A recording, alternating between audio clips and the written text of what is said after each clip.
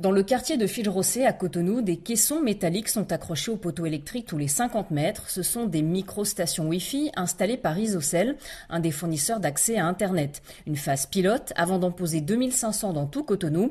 Pour Robert Awad, le directeur général, cela va démocratiser Internet. Aujourd'hui, nous disposons de beaucoup de capacités que nous devons distribuer.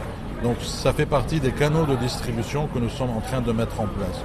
L'idée, c'est de pouvoir nous rapprocher autant que possible des consommateurs afin qu'ils puissent se connecter à Internet à moindre coût, c'est-à-dire sans avoir besoin d'investir un montant de quelques dizaines de milliers de francs CFA pour acheter un équipement. Parce que nous sommes dans un pays pauvre et où les prix, il faut qu'ils soient adaptés au pouvoir d'achat local. Ce second câble devrait aussi permettre de créer des emplois, d'une part dans les entreprises de télécommunications, d'autre part en favorisant l'économie numérique. Salomon Odjo, directeur de cabinet du ministre de la Communication. Sans l'Internet, aujourd'hui, il n'y a pas de développement.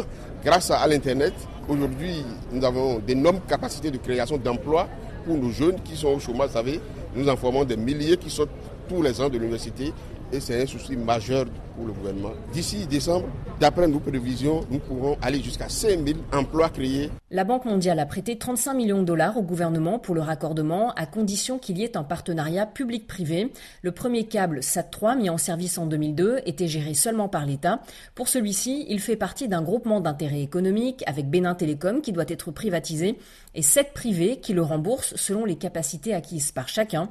Marc Lixi suit le dossier pour la Banque mondiale. Moi, je pense que le Bénin, de par sa position géographique, c'est une position de carrefour entre le Togo, les deux pays enclavés, Niger, Burkina, et puis le géant nigérian à côté, peut jouer un rôle énorme à l'international en jouant le rôle de plaque tournante des télécoms, avec 2 accès au câble.